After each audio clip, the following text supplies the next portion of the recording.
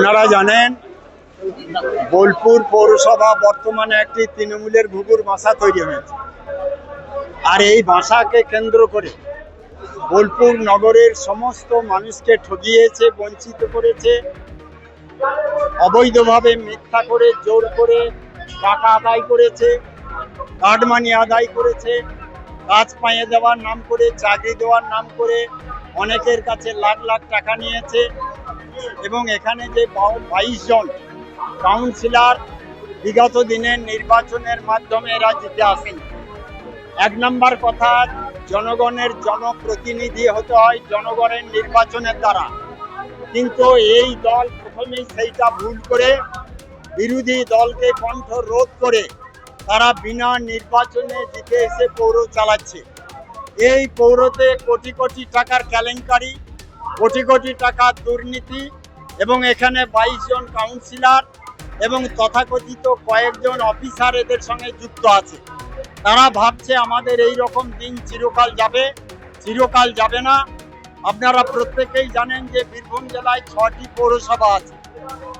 5টি পৌরসভায় প্রশাসক দিয়ে কাজ চালানো শুরু হয়ে গেছে, কিন্তু কার স্বার্থে বা কি কারণে, কোন কারণে এখানে এসডিও সাহেব পৌরমাতার রিজাইন দেওয়ার পরেও 1 মাস তিনি ওভার করে দিলেন কিছু কর্ম না করে। আমরা তারই প্রতিবাদে গতকাল এখানে আমরা বিজেপির পক্ষ থেকে এসেছিলাম, সমস্ত কথাবার্তা বলেছি।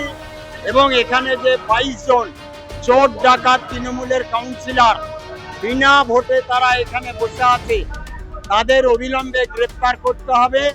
সেই দাবি নিয়ে আজকে আমরা একটি গণডেপুটেশন নিয়ে এসেছি। 5টি দাবি আমাদের মধ্যে আছে।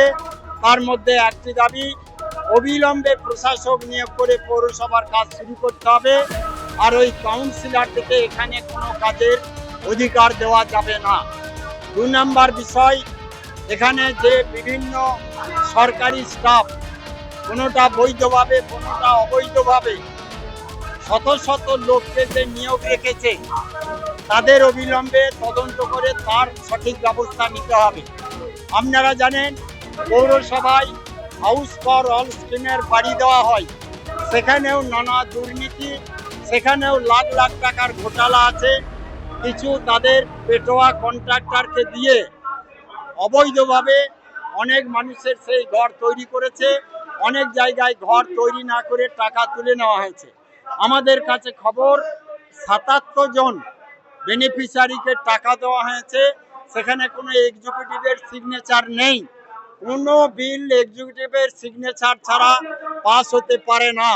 এখানে গায়ের জোরে এখানে যে পর্ণা ঘোষ ছিলেন আমাদের পৌরমাতা, তার স্বামী গাজওয়ারি করে নিজের সই করে নিজের জোর করে সেই বিল ছেড়েছেন, সবগুলোই অবৈধভাবে। অতএব এই কয়েকটা দাবি নিয়ে আজকে আমরা ভারতীয় জনতা পার্টি ডেপুটেশন এসেছি। আজ যদি সঠিক ব্যবস্থা না করেন, কালকের মধ্যে আমাদের সঙ্গে কাল প্রশাসনের সঙ্গে কথা যে 3 দিনের মধ্যে সব ব্যবস্থা হবে। সেইটা যদি হয় তাহলে ভালো, আর না হলে ভারতীয় জনতা পার্টি কি করতে হয় সেটা করে দেখাবে।